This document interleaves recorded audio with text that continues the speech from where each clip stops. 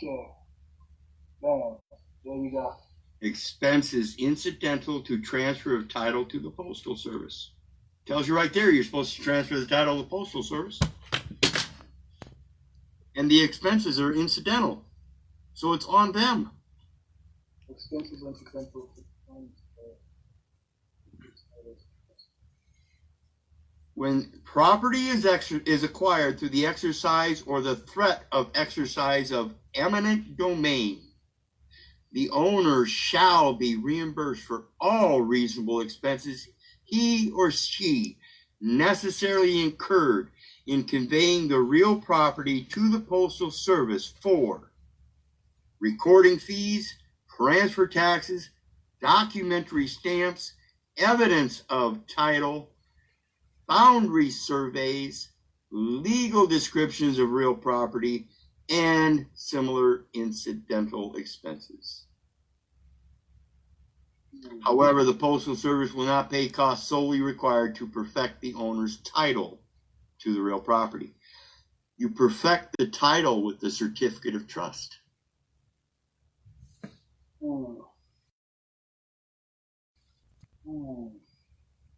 So when you develop the certificate of trust and deposit it with the Treasury for the primary account, then you reposit it with expenses incidental to the transfer of the title to the Postal Service.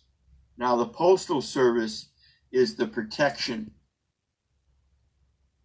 That's where you get your internationally protected persons. The Postal Service goes to the doorstep of every piece of land on the earth. Postal roads and routes. If it doesn't go to your home, then you have a private road. But their postal roads meet your private road.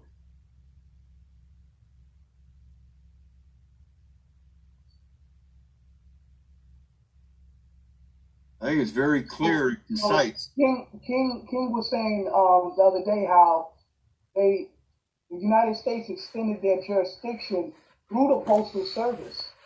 You know what I'm saying? Like that's how that's like through the United States, the Union States. Yep. And through the and that's why I always understood that the Universal Postal Union, they are the headquarters of correspondence for the planet, basically. You know what I'm saying? For the world, basically. You know what I'm saying? Like for all the nations. So through them is how we transfer all correspondence. So for example, like how like in court, when you want to pursue an action, one of the first steps is service. You know what I'm saying? You have to serve the other party. So therefore, this is how the Treaty of Berne and all of that, and the Geneva Conventions and all of that came into existence, because they would basically serve each other, like through treaty, they would serve each other these documents, service upon each other, make record of it, so forth and so forth. And they even had conventions and meetings and so forth as well. You know what I mean? To solidify all of this. So basically, we'll be like doing the same thing. You know what I'm saying? And creating our own convention. That's what we're supposed to be. And here's an interesting piece of evidence I want you to pay attention to real quick in regards to that. Because like I said, it's supposed to be uniform throughout all jurisdictions. And as you just mentioned, it comes from the Treaty of Berne. Residents of zone. No person shall be allowed to reside within the zone except federal, state, or municipal officers or agents whose resident presence is deemed necessary by the board. The board is the Secretary of Commerce, who shall be chairman and executive officer of the board, and the Secretary of Treasury. So, who are all these people that are claiming to be residents, but they're not federal, state, or municipal officers or agents who have taken an oath? In order to be a resident, you must take an oath. So then the so-called the American people, then we're not actually residents. Then what are we? Like, we just It's a pushing the war and misrepresentation. shit. Like, It's a mutual mistake. A misrepresentation made in, on, and for the record by one party and accepted as factual and true by another party, and though it should have been known not to be because it didn't come with an oath. Just like a bank loan, that contract is supposed to have the promissory note attached to it. Your residency is supposed to have an oath attached to it. So that's crazy. So that means that actually foreigners are actually residents here, because when they come, they go through naturalization and all that. They actually get a residency, and they actually have rights to the Constitution. We don't even get that, and we born here. Correct. You know what I'm saying? Like, what the fuck? Yo. Correct. Because it was instituted knowingly in that capacity, and it is not a presumption. That's why we be like, you know, not like we hating on them, but we be like, yo, how these people just come over here and they already got a gas station or a restaurant or this and that, and like, yo, they just You're not paying taxes and keeping cash and like, paying yo, records in cash and yeah. like, what the fuck, like, yo, and I'll be like, yo, see, that's crazy, because like, you know, like, you can go back to the civil rights movement, all them rights that Martin Luther King and all them marched for, fought for, like, yo, we don't even get to enjoy that shit. But then people could come from other countries and come over here and enjoy all of them rights. And I'll be like, yo, so, that's why I try so hard to get out of this status, because it's all about status, you know what I'm saying?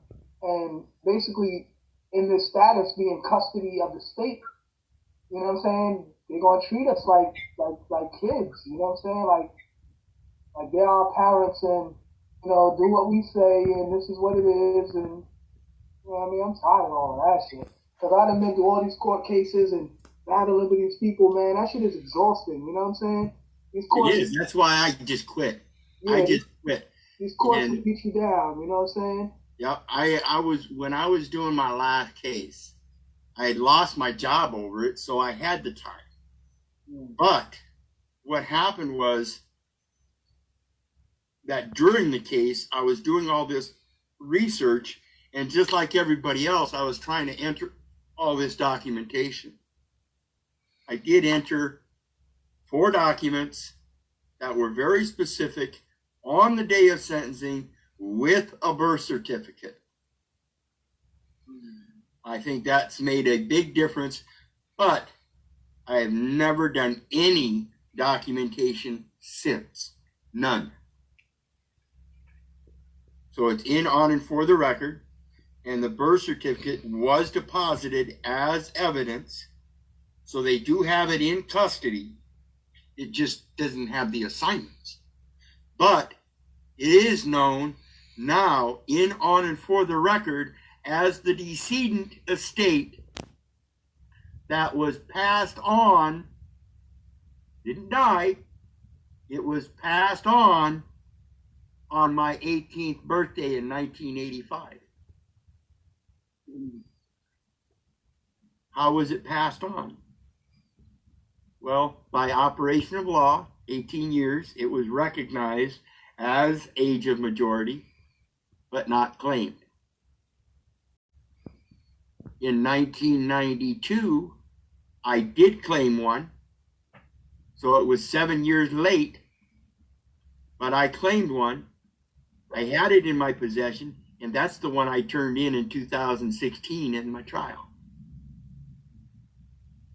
So you posted your bail through the birth certificate, basically? No, I entered it in on sentencing day as evidence.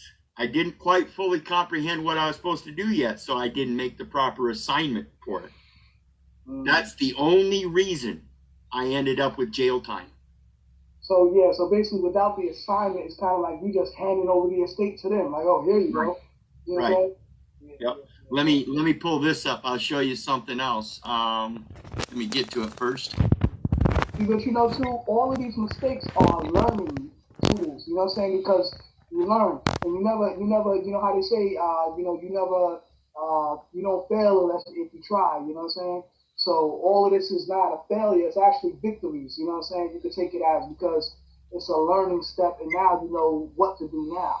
You know, so that if you never tried, you would never have the actual experience.